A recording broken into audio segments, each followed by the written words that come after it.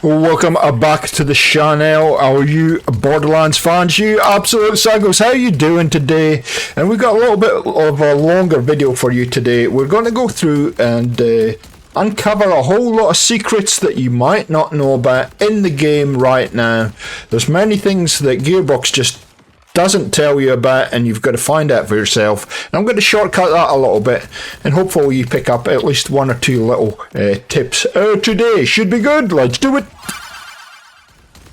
With the launch of Borderlands 4, it's fair to say that it is a new direction for the franchise. They've definitely taken all the good bits from the various previous games and put them together in this game, and then refined the heck out of everything.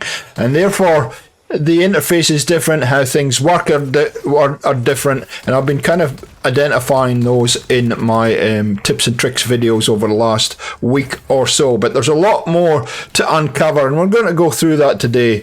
And this is probably the biggest Borderlands game we've ever had, so it's important that you're up to speed and you have all the little tricks in your little bag and pull them out when you need them, and hopefully it makes your playing experience just that little bit better. So without further ado, let's get into the little tips and tricks that I've got for you today.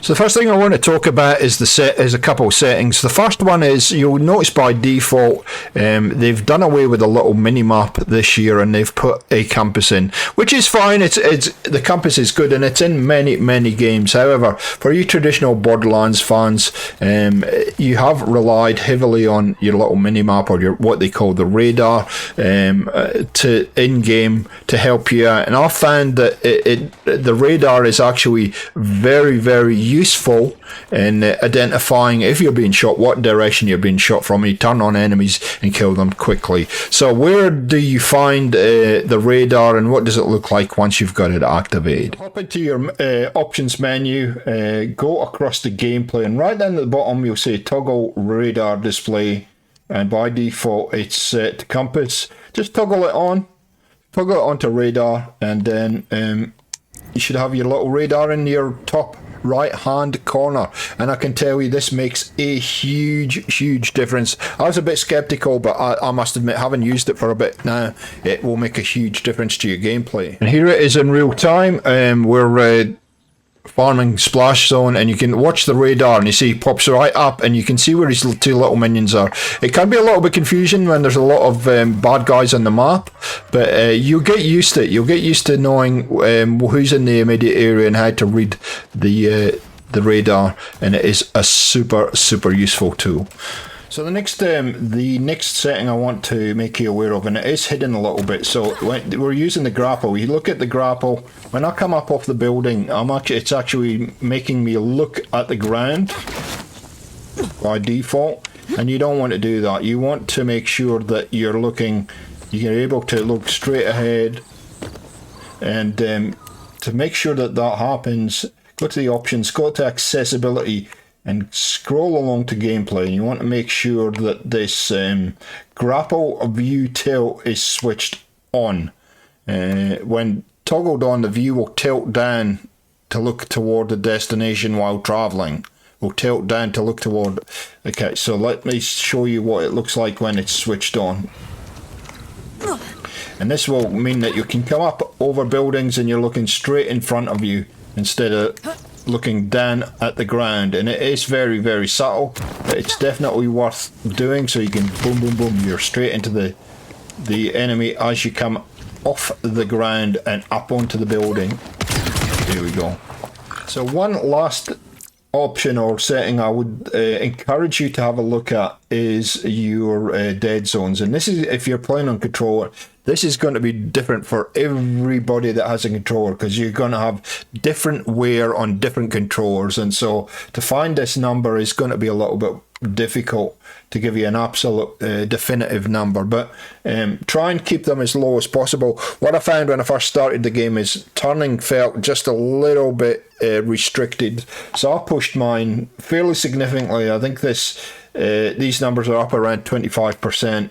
So play around with these numbers. I think you'll find that you're going to get a much better gameplay experience by just playing around with both the inner and outer dead zone numbers and see how it feels to you. The feature we have in the game this year is that we can actually put things in the bank without going to the bank. We don't have to find the bank.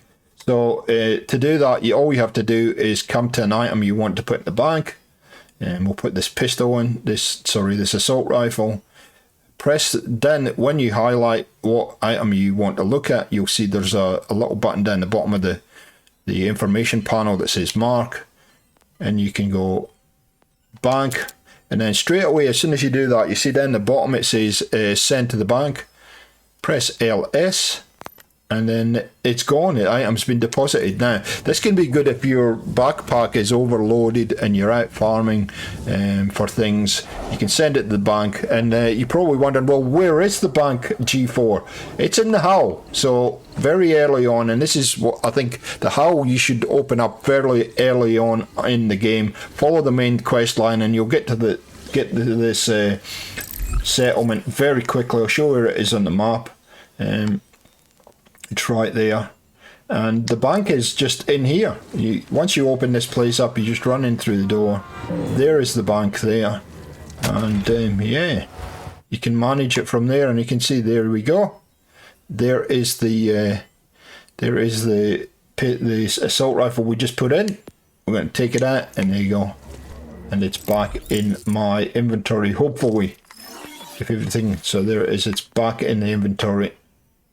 And so it's a nice little feature that you don't actually have to physically come to the bank every time to get rid of weapons that you want to keep. The thing that's back in the game, but they don't really tell you about it, is the slam jump. So you can jump off of buildings, or you can glide and then just hit the B button or the circle for PlayStation players, and there you go. You've got a slam jump for you, and it'll kill, or it'll significantly wound all the enemies. Now if you're on the ground and you need to do it, just what I advise you do is you hit the jump button, hit it again, and then slam it like that. So you almost do a double jump and slam. There you go. That's a very useful one to get for getting you out of trouble if you're really in a corner or something. Just hit the slam jump, and yeah, it should take care of your enemies.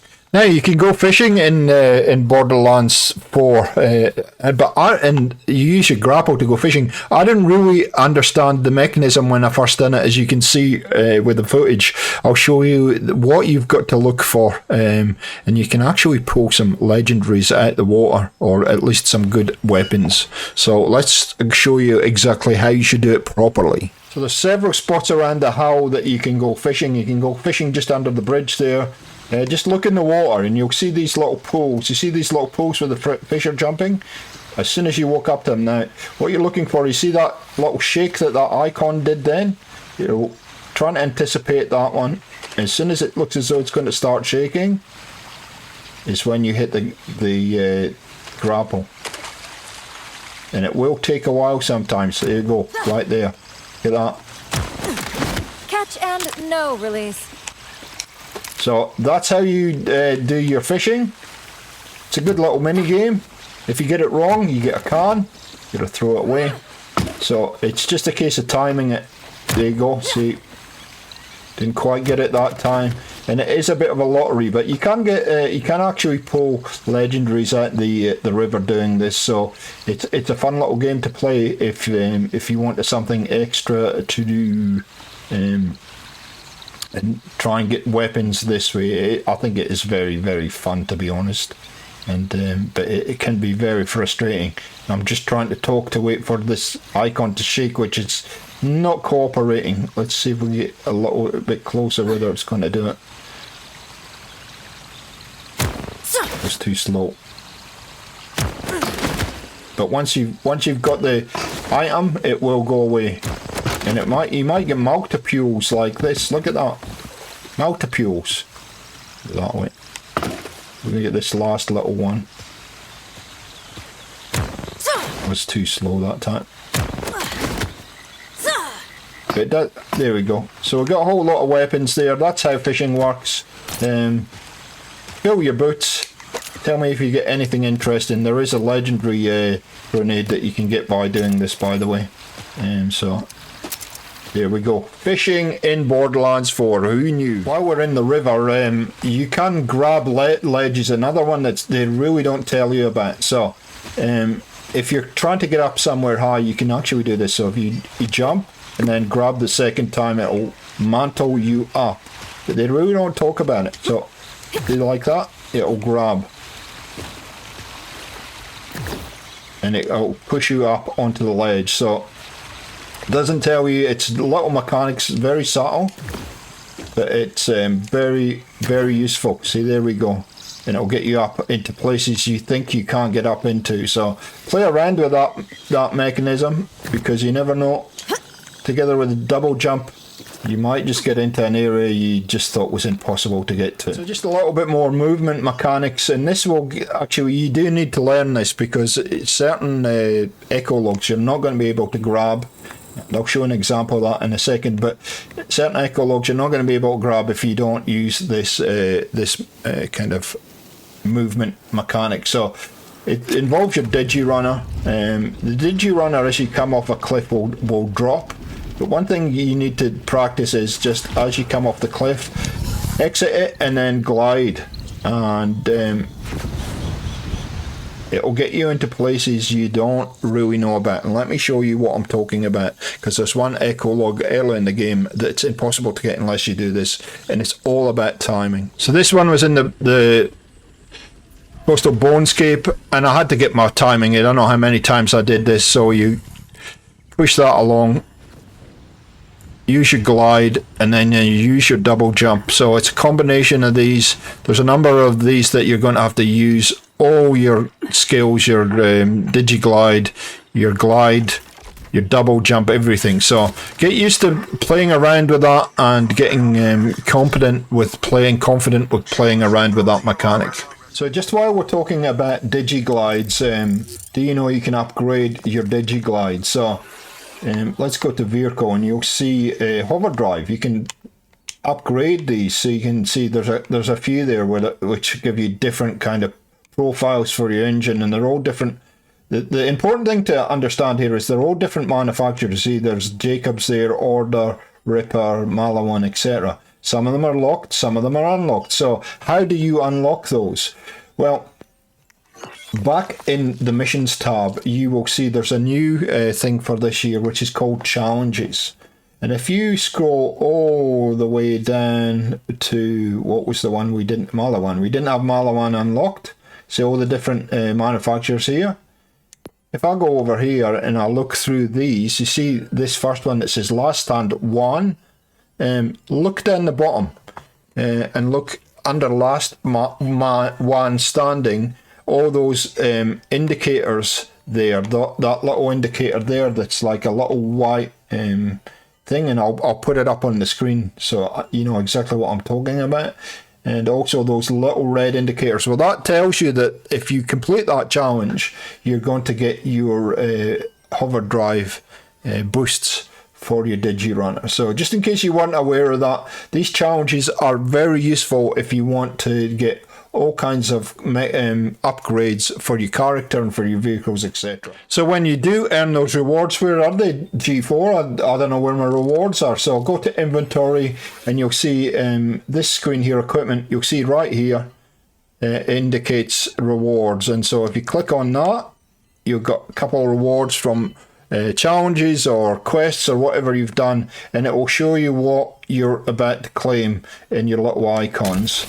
And there we go. What did we get? We got a new assault rifle. So that's where you claim your rewards once you've done those challenges or those missions. So while we're in the menu, let me just tell you about selling product guns and weapons you don't want, and how quickly to mark them. So you have these filters here, and I generally go to type. The way my brain works, I usually filter it to type, and then I can do a direct comparison on each of the weapons. But if you know some of this stuff that you will definitely sell, all you have to do, as you hover over them, pay attention down at the bottom there. It says a toggle junk, and for me it's RS, and if I press RS I get a little bin symbol, and that's a very, very quick way of just marking things for sale, and then all you have to do is find a machine, which is one round here, and it will automatically allow you to walk up to it and it says sell junk, and then you sold junk, and that's the easy way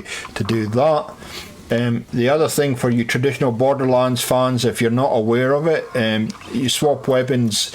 I thought it was done by just using the Y button. It'll be different in each system, but look down in that right hand corner there, and it will show you what it is for your system. For me it's Y, but if you press and hold that button, it'll bring up this screen, and you can actually be a bit more precise in swapping your weapons around. Pretty neat trick. And the last thing I got to show you, if you want to respec your character, and I've already done it once, is in the hull. The machine's in the hull, and it's not actually obvious. A lot of the time it's not all obvious. I'll just open this because we can. It's here's the main area of the hull. This building here. Walk into the right, and you'll be looking around. There's a machine that opens up there.